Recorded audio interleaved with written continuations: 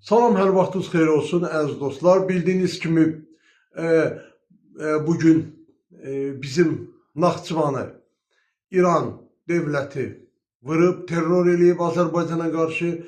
Bununla bağlı yəqin ki, hər birinizin kifayət qədər məlumatınız var. Bugün sosial şəbəkələrdə ancaq bunlar deyilib, yazılıb, pozulub. Demək, mən hardasa 5 ilə yaxındır ki, 5 ildən də 5 ilə yaxındır ki, demək olar ki, 2-ci Qarabağ Savaşından başladım ta ki bugünə qədər İranın Azərbaycana qarşı tarix boyu etdiyi xəyanətlərdən danışdım. Onların Azərbaycan torpaqlarına işğalçı siyasət yeridən Ermənistana verdiyi dəstəklərdən danışdım və hər dəfə də bu məsələlərlə mən hər dəfə də danışanda deyək ki, İran mollalarının, farsların bu necə deyərlər bizim dildə haftavar rejiminin bu din adı altında bəzi o anekdotların danışdım, lağ elədim, güldüm dəfələrlə və mənlə də hər dəfə bu video çəkilişlərindən sonra da mənə zənglər gəlirdi, hədə qorxular gəlirdi. Ay, sənin başını kəsərlər, ay otur otduğun yerdə sakit, sənin nə bilim İranla nə işin var falan filan. Tipa belə bir zənglər gəlirdi və bir neçəsində bu zənglərdə mən tanıyırdım. Və indi bu günləri bunlar hamısı it ölən kimi ölüblər. Görürsünüz ki, heç birinin səsi də çıxmır.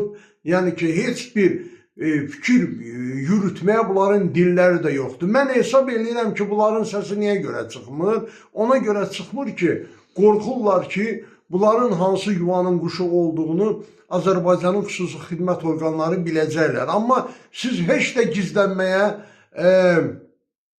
cəhd göstərməyən, ölkə xüsusi xidmət orqanları sizin yerinizi də bilir, özünüzü də tanıyırlar. Demək, əziz dostlar, bu məsələdən sonra, yəni bizim dövlətimizə İran dövləti tərəfindən bu terror aktından sonra açıqlama gəlib. Həmin bu İran deyilən məmləkətin yüksək məmurlarından birindən, demək, Xarici İşlər Naziri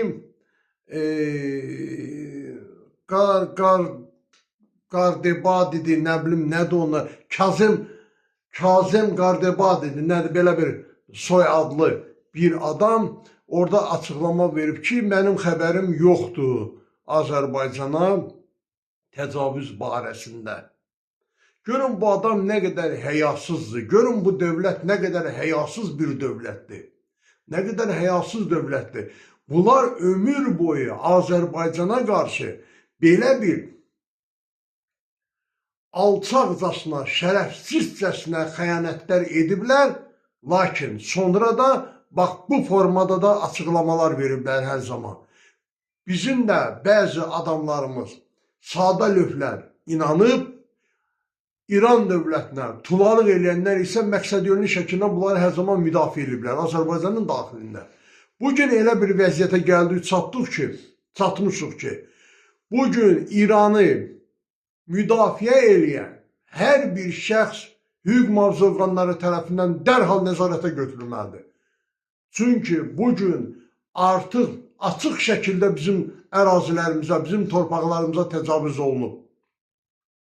Bizim torpaqlarımıza terror aktı törədiblər. Görün, bunlar nə qədər həyasız adamdır. Azərbaycanın dövlət başçısı bunların səfirliyinə getdi. Bunların o dini lideri var idi. O ölmüşdü, gəbərmişdi. Ona görə Azərbaycanın dövlət başçısı getdi bunların səfirliyinə baş sağlığı verdi. Təsəvvür edin ki, dünyada, dünyanın heç bir yerində İran səfirliyinə bir dövlətin başçısı gedib bunlara baş sağlığı vermir. Tək yeganə Azərbaycan dövlətinin başçısı getdi, bunlara baş sağlığı verdi. Aldığımız məlumata görə, bu gün səhər Xarici İşlər Nazirinə bizim zəng vurublar, təyyarə istəyiblər ki, uçaq istəyiblər ki, limandakı bunların səfirliyin işçilərini İrana gətirsin, yəni onların imkanı yoxdur. Cənab Prezident bununla bağlı göstəriş verib ki, yardım edilsin. Və bizim yerimizə olsaydı, hər hansı bir dövlət bunlarla açıq şəkildə müharibə aparardı. Çünki 2-ci Qarabağ savaşında da, 1-ci Qarabağ savaşında da İran hər zaman ermənilərin yanında yer tutdu və bizə düşmənçilik siyasəti yürütdü. Amma biz bu günləri onlara dost əli uzatdı. Hətta bu günlərdə bizim yardım da uçağı gedəcəkdi Tehrana, Azərbaycanla. Baxın görün bizim hərəkətlərimizə, bizim apardığımız siyasətə baxın. Bunların apardığı siyasətə baxın.